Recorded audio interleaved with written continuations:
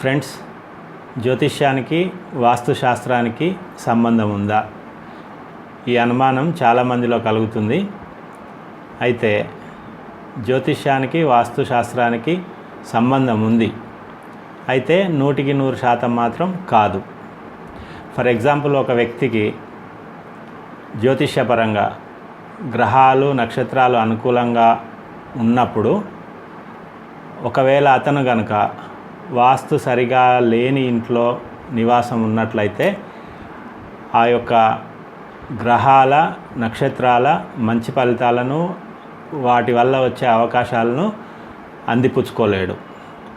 అలాగే ఒక వ్యక్తి రాశి ఫలితాలు, గ్రహ ఫలితాలు, గ్రహగతులు బాగా లేకుండి ఉంటే అయినప్పటికీ అతను ఒక మంచి వాస్తు నిర్మాణం కలిగినటువంటి ఇంట్లో నివసిస్తున్నట్టయితే అతనికి కొన్ని అవకాశాలు కలిసి వచ్చే అవకాశం ఉంటుంది.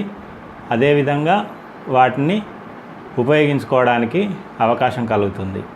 సో ఇది ఫ్రెండ్స్, ఒకవేళ గ్రహాలు అనుకూలంగా ఉన్నా కూడా వాస్తు సరిగా లేకుంటే ఆ ఫలితాలను పొందలేము.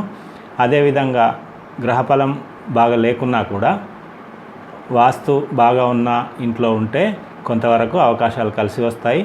సో విత్ స్టాండ్ అవ్వడానికి అవకాశం ఉంటుంది. సో ఇది ఫ్రెండ్స్, జ్యోతిష్యానికి మరియు వాస్తుశాస్త్రానికి మధ్యన ఉన్నటువంటి సంబంధం.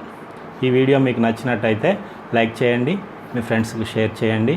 అలాగే మా ఛానల్కి సబ్స్క్రైబ్ చేయడం మాత్రం మర్చిపోకండి. ముందు మరిన్ని మంచి వీడియోలు తీసుకొని వస్తాం మీకోసం.